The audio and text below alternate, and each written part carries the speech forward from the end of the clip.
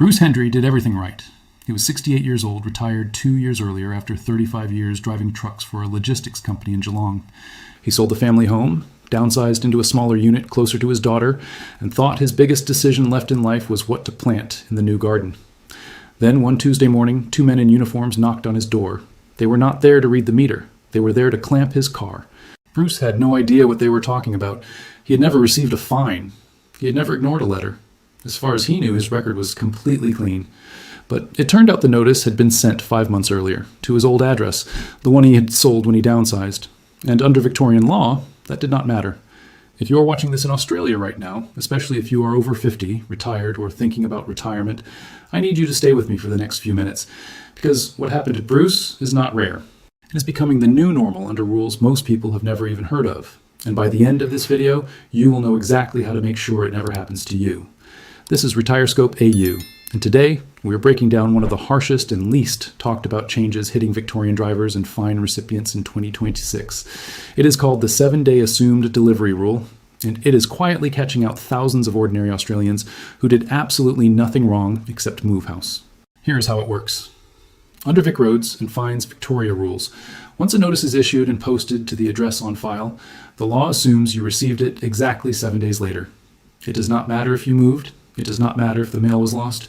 It does not matter if you never once laid eyes on that envelope. The clock starts ticking whether you know about it or not. Think about how many of us have moved house in the last few years. Downsizing after the kids leave, moving closer to grandchildren, shifting into a retirement village or a smaller townhouse to free up equity for retirement. It is one of the most common things people our age do. And every single time you do it, you have exactly 14 days to update your address with VicRoads, or you become invisible to the system in exactly the wrong way. Stick with me, because the next part of this story is where things get genuinely frightening. Bruce's original fine was for a minor parking infringement, less than $200. If he had received that letter on time, he would have paid it that same week without a second thought. Instead, because it went to an address he no longer lived at, the fine sat there unpaid. And under the new fines reform regulations that started rolling out in 2026, unpaid fines in Victoria no longer sit quietly in a drawer, building slowly. They escalate fast. Under the old system, there used to be real breathing room. You would get a notice, then a reminder, then more time, then maybe a payment plan discussion. People got used to that rhythm. Some people, honestly, got a little too relaxed about it. But that rhythm has now been rewritten. The new regulations increase the fees and costs that get added onto a fine the moment it goes unpaid past the due date. And they tighten the timeline for what happens next. What used to take the better part of a year to escalate can now move in a fraction of that time. So Bruce's $200 parking fine, the one he genuinely never saw, quietly grew. Additional fees were added, then more fees on top of those fees. By the time those 2 men showed up at his new front door with a clamp in hand, that original $200 fine had become well over $1,000 in fees, penalties, and enforcement costs. And Bruce still had absolutely no idea any of this had been happening, because every single letter had gone to a unit he sold 2 years earlier. If you take nothing else away from the first few minutes of this video, take this. Go and check your address on file with VicRoads right now. Pause this video if you need to, and do it today, not next week. It takes about 5 minutes online, and it could be the 5 minutes that saves you thousands of dollars and an enormous amount of stress. Before we go further into Bruce's story, if this is useful to you, take a second to hit and like on this video and subscribe to RetireScope AU. We cover exactly this kind of thing every week, the quiet rule changes that genuinely affect Australians in retirement, explained in plain English with no jargon. It helps us keep making videos like this one, so please tap that button now before you forget, and then let's keep going. Because what happened to Bruce next is the part that really shocked me when I researched this. Once a fine reaches a certain stage of non-payment in Victoria, it does not just sit with Fines Victoria anymore. It gets registered for enforcement, and that is when the sheriff's office becomes involved. And this is where the 7-day pattern shows up again, in an even more serious form. If your fine reaches the enforcement warrant stage, the sheriff issues what is called a 7-day notice. This is effectively the final warning before real-world consequences begin. Within that 7-day window, the sheriff has the legal power to clamp your vehicle in your own driveway, remove your number plates, or, in more serious cases, seize other personal property to cover the debt. Here's the detail that genuinely stopped me in my tracks while I was researching this video. Once that 7-day window closes, your options shrink dramatically. Before that point, there's usually still room to negotiate a payment plan, to pay in installments to explain your circumstances. After the 7 days are up, that flexibility can disappear, and you may be looking at paying the full amount outright all at once, or facing the vehicle actually being clamped or seized. Imagine being Bruce, 70 years old, walking out to grab the newspaper and finding your own car sitting in your driveway with a bright yellow clamp locked around the front wheel. Not because you did anything reckless, not because you were speeding or driving drunk, simply because a letter went to an address you had not lived at in 2 years. I want you to sit with that for a moment, because this is not a scare tactic. This is the reality of how the system is now built to operate. And it brings us to a question that a lot of people watching this are probably already asking. Can they actually take my license away over something like this?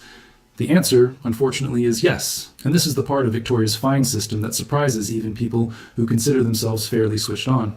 Under Section 89 of the Fines Reform Act, the Director of Fines Victoria has the power to suspend your driver's license and your vehicle registration because of unpaid fines. Not because of a driving offense, not because you were unsafe on the road, simply because a fine or a collection of fines went unpaid long enough to trigger that power. For most of us, especially those of us who are retired or approaching retirement, our license is not just a card in our wallet. It is our independence. It is the ability to drive to see the grandchildren without asking anyone for a lift. It is picking up your own groceries. It is getting yourself to a medical appointment on your own terms, on your own schedule. Losing that license over an administrative mix-up, over a letter that went to the wrong address, is one of the most quietly devastating things that can happen to someone in this stage of life. And here's the part that makes it worse. If your registration is suspended and you do not realize it, and you keep driving, because as far as you know everything is fine, you are now driving an unregistered vehicle. That is a separate and serious offense in its own right, with its own heavy fines attached. So the original mistake, one missed letter, can genuinely snowball into losing your license, losing your registration, and picking up a brand new fine for driving unregistered, all stacked on top of each other. Quick pause here, because I want to make sure you're still with me and that this is landing the way it should. If you know someone, a parent, a neighbor, a friend at the bowls club who has moved house in the last couple of years and might not have updated their details, send them this video right now. Genuinely, pause and share it with them. This is the kind of thing that is far easier to prevent than to fix after the fact. Let me tell you about another case, because Bruce is far from the only one. A woman named Carol, 63, from the outer suburbs of Melbourne, went through something similar last year, except her situation involved her car registration rather than a parking fine. Carol had sold her house of 30 years and moved into a retirement village. In the chaos of packing up 3 decades of belongings, she updated her bank, her superannuation fund, her doctor, even her hairdresser, but she forgot to update VicRoads. Months later, a routine renewal notice for her registration was sent to her old address. She never saw it. The registration lapsed without her knowledge. She kept driving, completely unaware, until she was pulled over during a routine check and informed on the spot that her vehicle was unregistered. What followed was a fine for driving unregistered on top of the registration renewal she still owed, on top of the stress of trying to explain to a police officer standing at her window that she genuinely had no idea any of this had happened. Carol's situation and Bruce's situation are different in the details, but they share exactly the same root cause, a change of address that never made it into the system in time. And that is really the heart of what we are talking about today. It is not about being careless or irresponsible. It is about a system that assumes you received something the moment it hits a mailbox, regardless of whether that mailbox is still yours. Think about how many pieces of paperwork we all juggle during a big life transition like retirement or downsizing. Superannuation forms, Centrelink updates, private health insurance, home insurance. The list feels endless. It is genuinely easy for something like a driver's license address update to fall through the cracks, especially when it does not feel urgent at the time. That is exactly why we wanted to put this video together, so that this one particular item does not get missed on your list. Now let's talk about how this actually plays out for someone who has downsized, because that scenario is incredibly common right now. Across Australia, more and more people in their 60s and 70s are choosing to sell the family home and move into something smaller. It makes financial sense. It frees up money for retirement. It reduces the burden of maintaining a big property. But every single move creates a gap, a window of time where your official address on record does not match where you actually live. That gap might only be a few weeks in most cases. But a few weeks is more than enough time for a notice to be issued, for the 7-day assumed delivery clock to run out, and for the fine to already be technically overdue before you have even finished unpacking boxes in your new place. This is exactly why the update window matters so much. You generally have 14 days after a change of address to notify VicRoads. 14 days sounds like plenty of time, and in an ideal world it is, but moving house is chaotic.